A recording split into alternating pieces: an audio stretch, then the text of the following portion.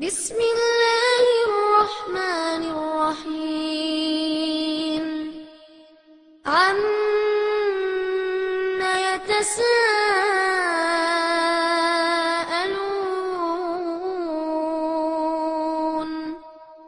عن النبأ العظيم الذي هم فيه مختلفون كلا سيعلمون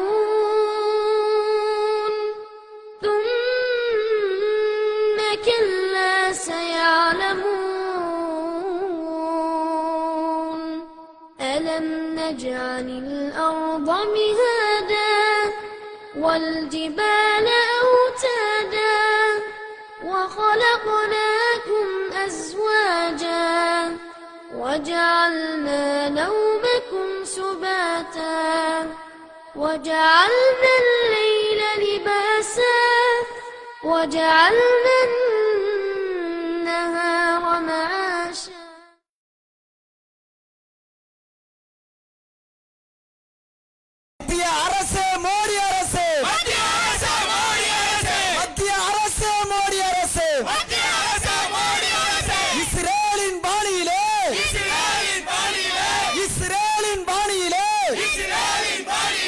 காஷ்மீர் மக்களை கொன்று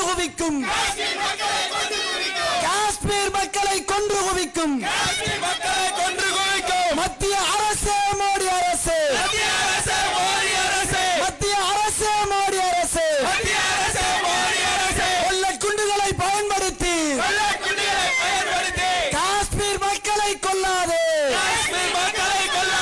போராட்டம் இது போராட்டம் பொங்கி எழும் முஸ்லிம்களின் போர்க்குணம் கொண்ட போராட்டம்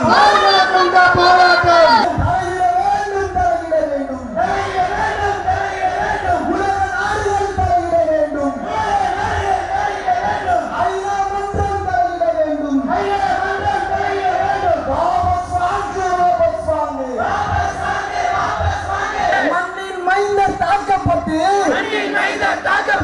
மரண குழியில் ஜனநாயகம்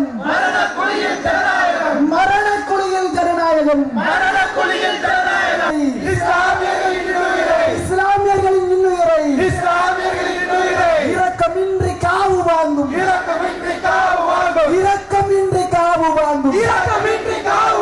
இந்திய ராணுவமே வெளியேறு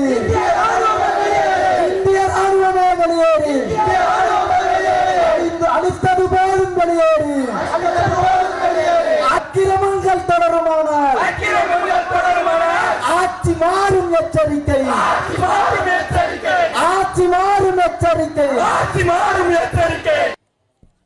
இங்கே கூடியிருக்கிற நம் அனைவரின் மீதும் எல்லாம் வல்ல இறைவனின் அன்பும் அருளும் பொழியட்டுமாக என்ற பிரார்த்தனையோடு ஆரம்பம் செய்கிறேன்.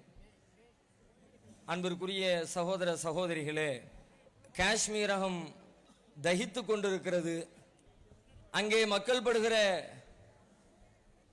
அவஸ்தைகளை பார்த்துவிட்டு உலகெங்கிலும் நிறைந்து வாழ்கிற மனித உரிமை போராளிகள் உலகம் முழுவதிலும் தெரு வீதிகளில் திரண்டு நின்று போராட்டங்களில் ஈடுபட்டு கொண்டிருக்கிறார்கள். இந்தியாவில் மட்டுமல்ல, America, Britain, Canada, Australia, France, German என பல்வேறு நாடுகளில் மனித உரிமை போராளிகள் காஷ்மீரகத்து அக்கிரமங்களுக்கு எதிராக வீதிகள் தோறும் முழங்கிக் கொண்டிருக்கிறார்கள். நீங்கள் ஒரு சில காட்சிகளை பார்த்துவிட்டு ஓரிரு செய்திகளை கேட்டுவிட்டு உங்களுடைய உள்ளத்திலே கோபத்தால் கொந்தளித்து இத்தனை பெரிய அயோக்கியத்தனம் அக்கிரமங்கள் அரங்கேறுகிறதா, உடனடியாக இதை அகற்ற வேண்டுமே என்று குமுறிக் கொண்டிருக்கிறீர்களே. நீங்கள் பார்த்திருக்கிற காட்சிகள், அங்கே நடைபெற்றுக் கொண்டிருக்கிற செய்திகளின் ஒரு சிறு துளிதான். ஒட்டுமொத்தமாக அங்கிருந்து வருகிற செய்திகள் அனைத்தும் தடை செய்யப்பட்டிருக்கிறது. பல நாட்களாக பத்திரிகை அலுவலகங்கள் மூடப்பட்டிருக்கிறது. தொலைபேசி இணைப்புகள் துண்டிக்கப்பட்டிருக்கிறது. இணையதள வசதிகள் அறுக்கப்பட்டிருக்கிறது. அங்கிருந்து எந்த செய்தியும் வெளியிலே பரவாதவாறு அரசாங்கம் எல்லா வழிகளையும் இறுக சாத்தி இருக்கிறது. எங்கே மக்களுடைய போராட்டம் இன்னும் அதிகரித்து விடுமோ என்று அஞ்சி அஞ்சி அரசாங்கம் அடக்குமுறைகளை கட்டவிழ்த்து விட்டுக் கொண்டிருக்கிறது. ஆனாலும் அப்படிப்பட்ட அடக்குமுறைகளை எல்லாம் தாண்டி கொல்லப்பட்ட புர்ஹான் வாலியினுடைய இறுதிச் சடங்கிலே பங்கேற்பதற்காக சுமார் 3 லட்சம் முஸ்லிம்கள். அந்த செய்தி அரசுக்கு என்ன சொல்கிறது? மத்திய அரசே, மோடி அரசே, பாஜக அரசே, உங்களுடைய அதிகாரத்தால் அனைத்தையும் அடக்கிவிடலாம் என்று ஆட்டம் போடுகிறீர்கள், கனவு காண்கிறீர்கள். உங்களுடைய கனவு கோட்டை புர்ஹான் வாலியின் ஜனாசாவிலே பங்கெடுத்த 3 லட்சம் மக்களால் தகர்த்து தரைவிட்ட மக்கள் அநியாயமாக தாக்கப்பட்டுக் கொண்டிருக்கிறார்களே. ஒரு அரசாங்கம் தன்னுடைய குடிமக்களை இப்படியா வெட்டி சாய்ப்பது? கொஞ்சமேனும் ஈவிரவுக்கு இரக்கம் இருக்கிறதா? உலக நாடுகள் எல்லாம் காரி துப்புகிறது. என்னவா கொடுமை இது? உலகத்திலே எந்த நாட்டிலாவது தன்னுடைய சொந்த நாட்டு மக்கள் மீது ராணுவத்தை ஏவிவிட்டு கொத்து கொத்தாக கொலை செய்த வரலாறு உலகத்தின் எந்த தேசத்திற்காவது உண்டா? அப்படிப்பட்ட பச்சை அயோக்கியத்தனத்தை இந்திய அரசாங்கம் கையில் எடுத்திருக்கிறதே. ஏன் இப்படிப்பட்ட அடக்குமுறை? கொஞ்சம் வரலாற்றை திரும்பி பார்க்க வேண்டும். இதனுடைய பின்னணியிலே ஏறத்தாழ 70 ஆண்டு கால வரலாறு மறைந்திருக்கிறது. ஆகஸ்ட் 15, 1947 விடுதலை பெற்ற இந்தியாவின் எல்லைக்குள்ளே காஷ்மீரம் என்ற பகுதி கிடையாது. அது ஒரு தனி தேசம், தனித்த ஆட்சி. ஹரிசிங் என்ற ஒரு இந்து மன்னரால் அந்த பகுதி ஆட்சி செய்யப்பட்டுக் கொண்டிருந்தது. அந்த பகுதியை கைப்பற்றிவிட வேண்டும் என்று பாகிஸ்தான் ஒரு புறத்திலே, இந்தியா மறுபுறத்திலே 2 பேரும் சண்டையிட்டு உள்ளே நுழைந்தார்கள். பாகிஸ்தான் 3 ஒரு பகுதியை கைப்பற்றியது, மிச்சத்தை இந்தியா கைப்பற்றியது. உள்ளே பிரச்சனை ஐநாவிற்கு சென்றது. இந்தியா வாக்களித்தது. அன்றைய பிரதமர் நேரு வாக்களித்தார், பட்டேல் வாக்களித்தார். என்ன வாக்களித்தார்கள்? அந்த நாட்டு மக்கள், காஷ்மீரகத்து மக்கள் என்ன விரும்புகிறார்களோ அவர்களிடத்திலே வாக்கெடுப்பு நடத்தி இந்தியாவோடு இணைந்திருக்க விரும்பினால் இந்தியாவோடு இணைப்போம், பாகிஸ்தானோடு இணைய விரும்பினால் பாகிஸ்தானோடு இணைப்போம், இரண்டிலும் சேர விரும்பாமல் தனியாக நிற்க விரும்பினால் அதையே நாங்கள் அனுமதிப்போம் என்று சொல்லி பாரத பிரதமர் அன்றைக்கு வாக்குறுதி கொடுத்தார், வானொலியிலே அறிவித்தார். மன்னர் ஹரிசிங்கிடத்தை ஒப்பந்தம் போட்டார். ஐநா சபைக்கு வழங்கப்பட்ட புகாருக்கு பதில் எழுதினார். அனைத்திலேயும் திரும்ப திரும்ப பொது வாக்கெடுப்பு நடத்துவோம் என்று சொன்னது இந்தியா. நடத்தினீர்களா? அந்த மக்களிடத்திலே ஆண்டுகள் 70 ஆகிவிட்டது. ஓராண்டு 2 ஆண்டு அல்ல, 70 வருடங்கள் ஆகிவிட்டது. மக்களிடத்திலே வாக்கெடுப்பு நடத்தினீர்களா? நீங்கள் இந்தியாவோடு இணைகிறீர்களா என்று கேட்டீர்களா? அநியாயம் இல்லையா? வாக்கெடுப்பு நடத்தாத மோசடி ஒரு புறத்திலே. அதன் பிறகு மேலும் சில காலம் கழிந்தது. அங்குள்ள மக்களை ஏமாற்றி, தலைவர்களை ஏமாற்றி, நீங்கள் எங்களோடு இணைந்திருங்கள், உங்களுக்கு அனைத்து விதமான சுதந்திரங்களை நாங்கள் வழங்குகிறோம், நீங்கள் இந்தியாவோடு இணைந்திருக்கிற ஒரு தனித்த தேசமாக கருதப்படுவீர்கள் என்று 370வது சட்டப்பிரிவை உருவாக்கினார்கள். 370 ரத்து பண்ணணும் இந்த பாஜக கோமாளி கூட்டங்கள் எல்லாம் கூத்தாடுகிறது.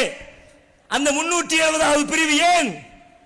ஒன்றுமில்லை, உங்களை எங்களோடு இணைத்துக் கொள்வதற்கு சில சிறப்பு சட்டங்கள், பாதுகாப்பு விஷயம், வெளிநாட்டு தொடர்பு, செய்தி தொடர்பு, இவைகளை மட்டும் எங்களோடு வைத்துக் கொள்கிறோம். மற்றதையெல்லாம் நீங்கள் உங்களுடைய நாட்டின்படி உங்களுக்கென்று தனித்த அரசியல் சட்டத்தை வைத்துக் கொள்ளுங்கள், உங்களுக்கென்று தனி அரசியல் கொடியை வைத்துக் கொள்ளுங்கள், உங்களுக்கென்று தனியான பிரதமரை வைத்துக் கொள்ளுங்கள், உங்களுக்கென்று தனியாக ஜனாதிபதியை வைத்துக் கொள்ளுங்கள் என்று சொல்லி அந்த மக்களிடத்திலே வாக்குறுதி கொடுத்து இணைப்பதை போல நாடகம் நடித்தார்கள். சில ஆண்டுகள் கடக்கவில்லை, மீண்டும் பழைய குருடி கதவை திறந்தால் கொடுத்த வாக்குறுதிகள் ஒவ்வொன்றாய் பறிக்கப்பட்டது. பிரதமர் என்ற பதவியை பறித்தார்கள், ஜனாதிபதி என்ற அந்தஸ்தை பறித்தார்கள், அது எங்களுடைய நாட்டோடு இணைந்த பகுதி என்று சொன்னார்கள். அந்த அரசை கலைக்கிற அதிகாரம் இந்தியாவிற்கு உண்டு என்று தங்களுடைய அரசியல் சாசன சட்டத்திலே எழுதி வைத்துக் கொண்டார்கள். கொடுத்த வாக்குறுதிகள் ஒவ்வொன்றாய் காற்றில் பறப்பதை பார்த்துவிட்டு கொந்தளித்து போன மக்கள் தெருவிலே இறங்கினார்கள். எங்களின் உரிமைகளை ஏன் பறிக்கிறீர்கள் என்று கேட்டார்கள். அதற்காக பொதுக்கூட்டம் நடத்தினார்கள், ஆர்ப்பாட்டங்களில் ஈடுபட்டார்கள், கண்டன கூட்டங்களை நடத்தினார்கள். இந்திய அரசாங்கம் ராணுவத்தை இறக்கியது. அரசுக்கு எதிராக பேசுகிறீர்களா என்று அவர்களை நசுக்கியது. அன்று ஆரம்பித்த நசுக்கல் இன்றைக்கு வரைக்கும் தொடர்கிறது. இது ஏதோ புர்கான் வேலி மேட்டரி இல்லை, பலவர் நினைத்துக் கொண்டார்கள். இன்றைக்கு திடீரென்று ஒருவரை கொன்று விட்டார்கள், அதனால்தான் இந்த பிரச்சனை இல்லவே இல்லை. 1947 இருந்து ஆரம்பித்த இந்த பிரச்சனை இந்திய அரசாங்கத்துடைய அயோக்கியத்தனத்தால், இந்திய அரசாங்கத்துடைய ஒப்பந்த மீறலால், இந்திய அரசாங்கம் கொடுத்த வாக்குறுதியை நடைமுறைப்படுத்தாததால் அங்கே நடந்து கொண்டிருக்கிறது போராட்டம். இந்த போராட்டத்திற்கு இந்திய மீடியாக்கள் வைத்திருக்கிற பேர் என்ன? அவர்கள் பிரிவினைவாதிகளாம், தேச துரோகிகளாம், தீவிரவாதிகளாம், பாகிஸ்தானுடைய ஆதரவாளர்களாம், பாகிஸ்தானின் கைக்கூலிகளாம். உலக நாட்டுடைய அறிவுஜீவிகள் சொல்லுகிறார்கள் பச்சை பொய். காஷ்மீரகத்து மக்கள் நடத்துவது அவர்களுடைய தேசத்திற்கான சுதந்திர போராட்டம். இன்றைக்கு நாங்கள் இங்கே குரல் கொடுக்கிறோம் என்று சொன்னால் அநியாயத்திற்கு அல்ல, பிரிவினைவாதத்திற்கு அல்ல, தீவிரவாதிகளுக்கு அல்ல, ஒரு நாட்டிலே ஒடுக்கப்படுகிற அடக்கப்படுகிற சமூகத்தின் விடுதலைக்காக குரல் கொடுக்கிறோம். எங்கள் மார்க்கம் எங்களுக்கு கற்றுத்தந்த வழிமுறை அது. அயோக்கியர்களா, இந்திய தேசத்துடைய தலைவர்களை பார்த்து கேட்கிறேன், மத்திய அரசை பார்த்து கேட்கிறேன், என்னுடைய சொந்த தேசத்து குடிமக்கள் என்று காஷ்மீரை பார்த்து பேசுகிறீர்களே, சொந்த தேசத்தின் மீது ராணுவத்தை ஏவி விடுகிறவன் எவன்? எந்த நாட்டிலே நடந்தது சொல்லுங்கள் பார்க்கலாம். சொந்த நாட்டு மக்கள் மீது ராணுவம் தேவையா? என் போலீஸ் போதாது, ஒரு காவல்துறை போதாது, அங்குள்ள மக்களுடைய சட்டம் ஒழுங்கு பிரச்சனையை கவனிப்பதற்கு காவல்துறை போதாதா? இதிலே இந்தியர் என்பதில் பெருமிதம் கொள்வோம் என்று பாடல் வேறு. பெருமிதம் தான். நாங்கள் இந்தியர்களாக இருந்ததில் பெருமிதம் அடைந்தோம், இன்றைக்கும் அடைகிறோம், மாற்று கருத்தில்லை. ஆனால் காஷ்மீர் விஷயத்தில் எப்படி நாங்கள் பெருமிதம் கொள்வோம்? என் நாடு நேர்மையானது என்றால் பெருமிதம் வரும். என்ன செய்து கொண்டிருக்கிறீர்கள்? இரங்கல் தெரிவிக்கிறார் மோடி. யாருக்கு இரங்கல்? கொல்லப்பட்ட ராணுவ வீரர்களுடைய குடும்பத்தாருக்கு என்னுடைய பரிதாப இரங்கலை தெரிவித்துக் கொள்கிறேன் என்று தன்னுடைய ட்விட்டர் பக்கத்திலே செய்தி எழுதுகிறார் மோடி. அப்படியானால் கொல்லப்பட்ட குழந்தைகளின் பெற்றோருக்கு வாழ்த்து தெரிவிப்பீர்களா? என்னடா இது? அந்த பிஞ்சு உடல்களை பாருங்கள், அங்கே காட்சிகளை பாருங்கள். 7 வயது சிறுவன் தீவிரவாதியா? 5 வயது சிறுவன் தீவிரவாதியா? நாட்டு மக்கள் மீது உங்களுக்கு அக்கறை இருந்தால் கொத்து கொத்தாக இத்தனை ஆயிரம் பேர் கொல்லப்படுகிறார்களே, அவர்களுக்கு மருத்துவம் பார்ப்பதற்கு மருத்துவர்களை அனுப்பினீர்களா? ராணுவத்தை கையில் வைத்திருந்தால் அதிகாரம் இருக்கிறது, துப்பாக்கி இருக்கிறது என்ற தைரியம் தானே. வரலாற்றை நினைவுபடுத்துகிறேன். உலகத்தை தன்னுடைய கையின் கீழ் வைத்திருந்தான் பிரிட்டன். சூரியன் மறையாத தேசம் என்று பெயர் வாங்கினான். அப்படிப்பட்ட வல்லாதிக்கம் நிறைந்த அரசை வெறும் கற்களை வைத்து, கம்புகளை வைத்து, ஈட்டியை வைத்து, வாளை வைத்து, வேலை வைத்து அவருடைய சொந்த தேசத்திற்கு மூட்டை கட்டிய சமுதாயம் இந்த சமுதாயம். களத்தில் இறங்குவதற்கு எவ்வளவு நேரமாகும்? எங்களை பார்த்து தீவிரவாதிகள், தேச விரோதிகள் என்கிறீர்களே. ஒரு காலத்திலே நாங்கள் தீவிரவாதிகளாக இருந்தோம், உண்மைதான். ஆங்கிலேயர்களிடம் அடிமைப்பட்டு கிடந்த நேரத்தில் நாங்கள் தீவிரவாதிகளாக தாழ்ந்திருந்தோம். அதை திரும்ப மீட்டெடுப்பதற்கு எங்களுக்கு எவ்வளவு நேரம் பிடிக்கும்? புர்கான் வாலியுடைய அடக்க ஸ்தலத்திலே பங்கேற்க வந்த 3 லட்சம் பேர் உன்னுடைய பார்வையில் தீவிரவாதிகள் என்றால், அந்த 3 லட்சம் பேரும் ராணுவத்திற்கு எதிராக திரும்பி இருந்தால் ராணுவத்துடைய நிலை என்ன? துருக்கியிலே என்ன நடந்தது? ராணுவம் வந்தது, பொதுமக்கள் வீதிக்கு வந்தார்கள். பொதுமக்களுடைய கிளர்ச்சிக்கு முன்னால் எத்தனை லட்சோப லட்ச ராணுவ துருப்புகளும் காலடி மண்ணுக்கு சமம். இறங்கி இருக்க முடியாதா? நீங்கள் உங்களுடைய அக்கிரமம் தாங்க முடியாமல் ஒவ்வொருவரும் ரோட்டுக்கு வருகிறான்.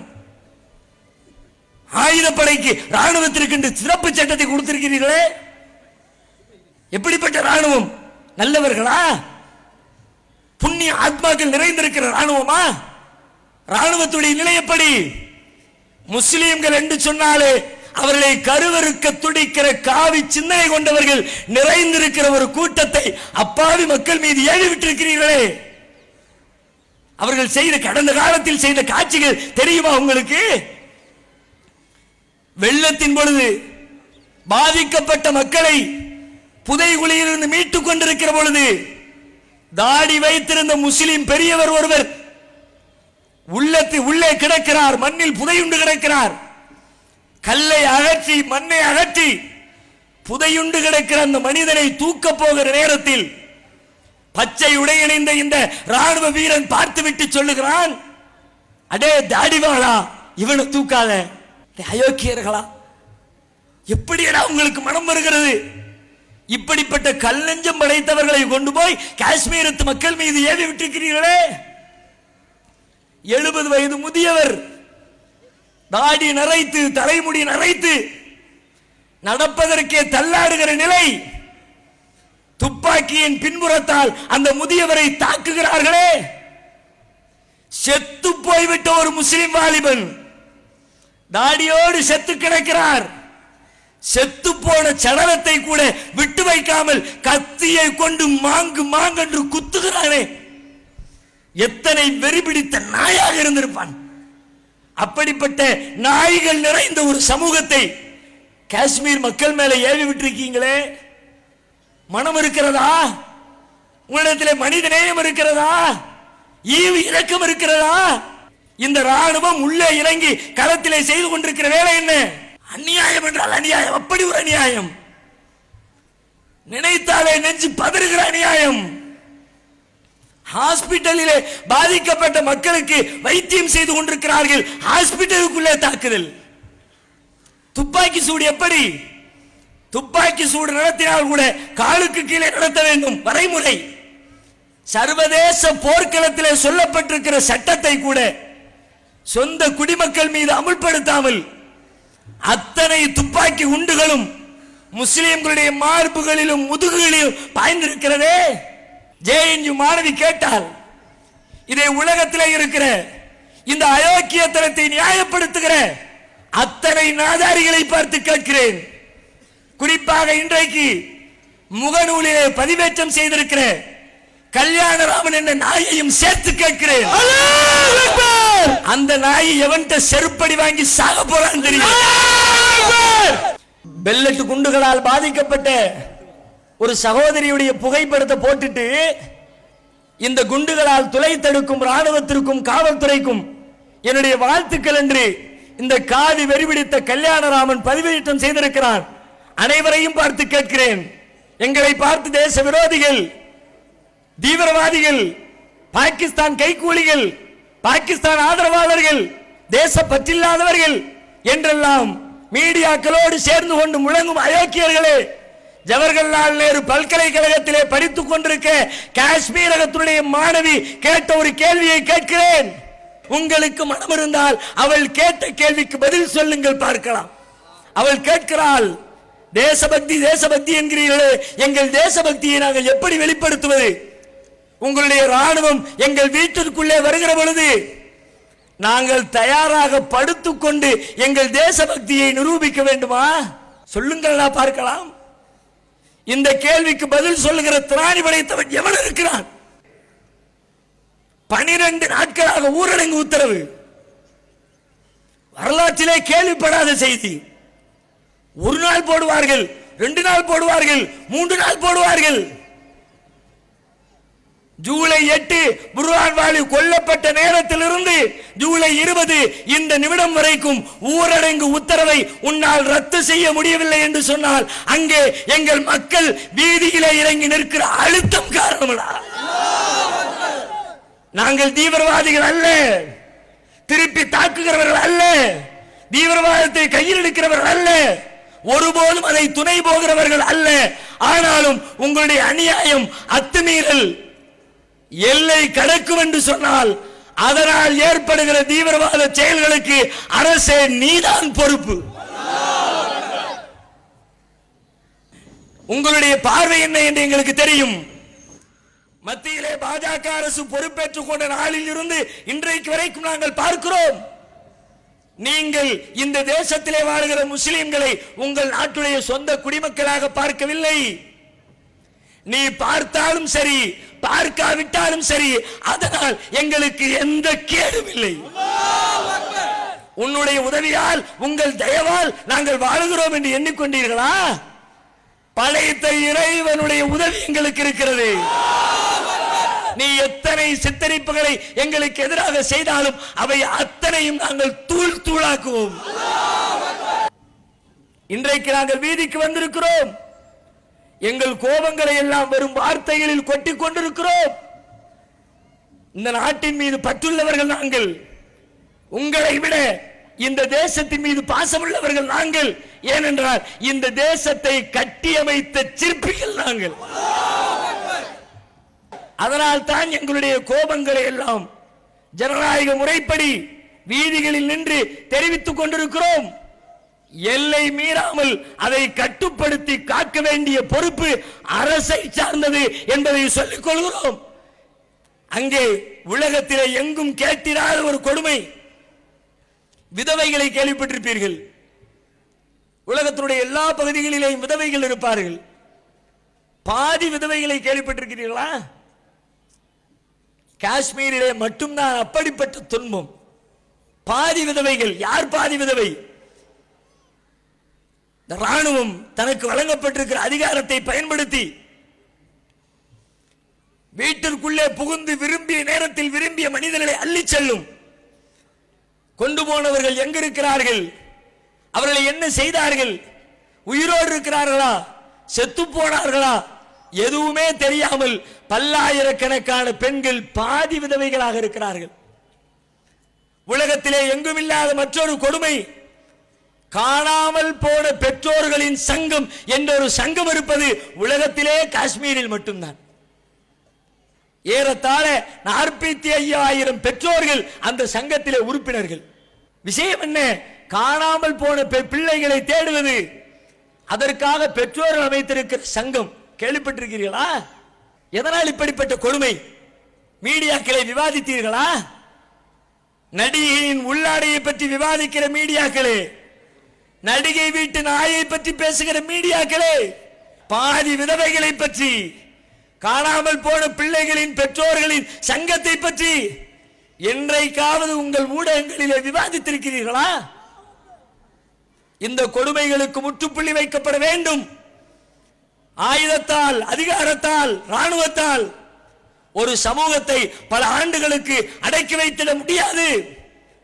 கோபம் கொந்தளிக்க கொந்தளிக்க அனைத்து மக்களும் வீதிக்கு வந்தால் ராணுவம் அல்ல, உலகத்திலே எந்த சக்தியாலும் அவர்களை தடுத்து நிறுத்த முடியாது என்பதை கவனத்திலே கொண்டு உடனடியாக தாக்குதலை தடுத்து நிறுத்தி ஆயுத சட்டத்தை வாபஸ் பெற்று அந்த மக்களுக்கு நிவாரணம் வழங்க வேண்டும் என்று கேட்டு நிறைவு செய்கிறேன். வாஹிரு தஅவானா அல்ஹம்துலில்லாஹி ரப்பில் ஆலமீன். அல்லாஹ்